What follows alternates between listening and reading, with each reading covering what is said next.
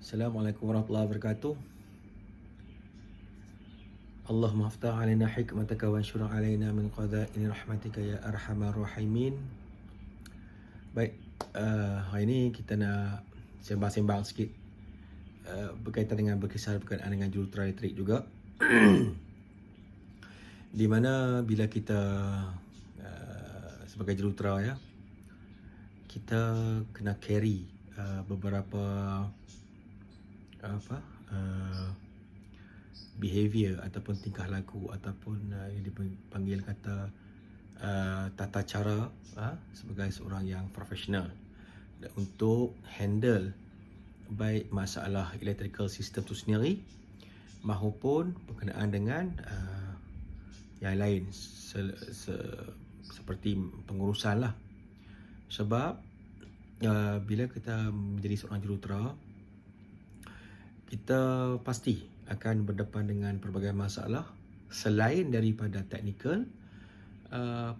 Yang paling sinonim adalah cabaran ataupun penyelesaian berkaitan dengan pengurusan, yang mana pengurusan ini termasuklah dengan ada kaitan dengan kita punya planning, kita punya financial, kita punya resources.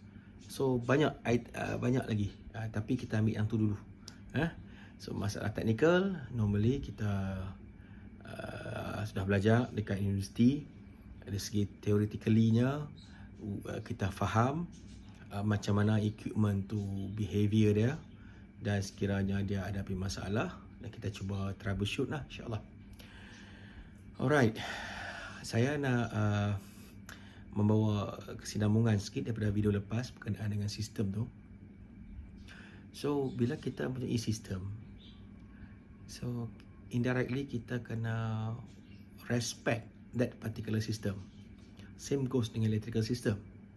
Bila kita design, bila kita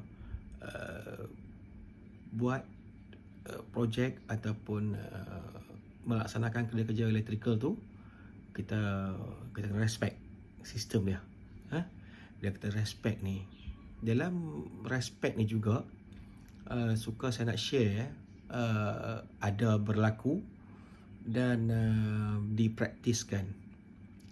Di mana contoh paling senang atau mudah nak faham, berlakunya satu perunding, jurutera perunding yang diberi awarded, yang diberi tanggungjawab untuk melaksanakan design dan menguruskan satu projek tersebut. Katalah ambillah contoh senang nak faham, katalah projek pembinaan reban ayam, kan, contoh begitu. So dari sekecil-kecil projek reban ayam sehinggalah sebesar-besar projek yang besar lah, kan. Dua reban ayam pun besar juga sebab dia 2 kali ganda. Gitu. So daripada projek tersebut, apabila dilantik jurutera perunding tersebut untuk mengawal selia, maksud saya dia in charge that particular project in term of design dan project management tu. Along the way, katakan ada beberapa krisis yang tak dapat diselesaikan. InsyaAllah sekiranya berkesempatan nanti bila-bila kita sembang berkaitan dengan krisis management. Kita tak tepi dulu berkaitan krisis tu dulu. Kita ambil cerita ni dulu. Cerita tu di mana dia dapat projek tu, dia buat design, dia dah buat, kemudian ada krisis yang tak dapat dielakkan. Kemudian sebenarnya tidak semudah yang orang sangka. Contohnya konsultan ataupun perunding jurutera yang bertanggungjawab A tu, si A, jurutera A tu, dia dah buat separuh jalan. Kemudian sewenang-wenangnya jurutera B maupun jurutera lain mengambil alih kerja-kerja tersebut. Dia ada kaedah dia, macam mana nak kena release dulu yang A ni punya design, A ni punya filosofi, semua tu. Dan jurutera B ataupun C, D, E, F, G sampai Z tu yang nak ambil, dia pula kena menunjukkan tahap profesional yang tinggi, yang mana dia kena respect yang si A tu punya kerja, dan dia tak boleh nak curi ambil benda tu. It's not easily simply macam tu, whereby ada yang sampai kena menginform ataupun melalui bukan setakat klien, meminta nasihat dan meminta persetujuan melalui lembaga jurutera untuk nak release benda tu, insyaAllah. So from time to time kita kena aware lah, sebagai jurutera kita tak boleh nak buat perangai macam budak-budak yang kata tak ada respect among us, insyaAllah. Well, bila bercakap berkaitan dengan respect ni, sebenarnya ada yang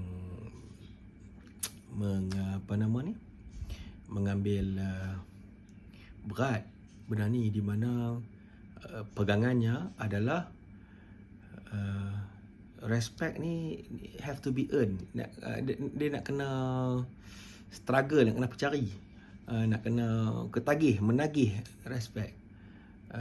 Dan saya lebih selesa untuk dan bersetuju dengan pendekatan di mana respect ni, hormat ni sebenarnya kita kena beri, give, G-I-V-E, kita beri, give.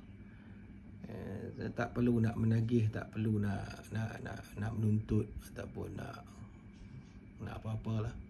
Kita beri hormat dan kita demonstrate benda tu, insyaAllah. Sebab dia macam, insyaAllah dia lebih nak kurang macam sedekah juga tak, macam buat baik kan. Kalau kita buat baik kat orang, insyaAllah orang buat baik kita juga. Kita tak respect orang, orang tu tak pazang kita pun nasib baik lah. Kan? So respect, bila kita respect, insyaAllah kita dapat hidupkan suasana harmoni, baik dalam kehidupan kita ataupun dengan di mana-mana saja. Okey, itu satu contoh respect. Kemudian bila kita bercakap berkenaan dengan tanggungjawab tadi, kita perlu respect juga kepada tanggungjawab yang lain. Kita ada masa untuk diri sendiri, kita ada masa untuk buat kerja, kita ada masa untuk family, kita ada masa untuk beribadat. So kalau kita tidak menghormati setiap apa yang dibuat berdasarkan masa tersebut, then agak susah mungkin untuk orang lain menghormati kita. Contohnya kita ada masa berehat, so kita gunakanlah masa rehat tu untuk kita rehat. Kalau masa kita beribadat, kita gunalah masa tersebut untuk beribadat. Begitulah dengan kerja. Kalau kita tengah kerja, kita kerjalah. Itu memang masa yang diperuntukkan dan memang kita diamanahkan untuk menunaikan tanggungjawab kerja tersebut. Jadi bila kita tak menghormati, dia jadi bahasa mudah dia, sebab sebab benda ni dia ada kaitan dengan yang dipanggil multitasking. Setengah-setengah orang cara dia faham multitasking tu berlainan sikit. Dia advance kot mungkin. Yang normal satu dunia faham rasanya multitasking ni dia boleh buat kerja banyak. Contoh yang paling mudah, kalau dia tu baik lelaki, suami lah, kalau perempuan, isteri lah. Nak contoh mudah, sebab lelaki dia bukan setakat suami. Tas dia sebagai suami, tas dia juga sebagai seorang anak kepada ayah dia yang masih ada, ibu bapa dia masih ada, dan tas dia juga sebagai seorang bapa kepada anak dia. So kat situ dah ada 3 dah kan, 3 tas. So multitasking lah tu kan. Sama lah isteri pun kan. Dan yang ada unik pemahaman multitasking ni, dia faham multitasking ni cerita dia semua benda tu dalam masa serentak. Lagu tu dia dah ambil konsep tadi ni. Konsep tu. Contoh dia, kalau dia kata sebab kita lelaki lah serentak lah, betul. Maksud dia faham macam tu. Dia faham, dia kata dalam masa sama kita adalah anak, dalam masa sama kita adalah suami, dalam masa yang sama kita adalah juga ada bapa. Dia tak boleh nak relate. Contoh dia tadi ni multitasking tu, di mana yang kalau kita kata lagu tu, ada masa dia kita makan, ada masa dia kita berak, ada masa dia kita solat. Contoh kan. Tapi kalau dia ambil kepahaman bahawa multitasking tu semua serentak sekali, tang mana yang kata takkanlah tengah-tengah makan tu kita nak berak dan tengah-tengah berak tu kita nak solat. Jadi kepahaman tu kena clear. Lagu tu. So bila kita faham, kita hormat, insya-Allah kita bolehlah menjalani kehidupan yang happy-happy, enjoy. Bukan kata enjoy tu lupa diri sampai tak buat apa dah. Just enjoy life in term of kehidupan, insya-Allah. Baik. Kita jumpa lagi dengan tajuk lain. Kita sudahilah macam biasa. Rabbighfirli wa liwalidayya warhamhuma kama rabbayani shaghira. Assalamualaikum.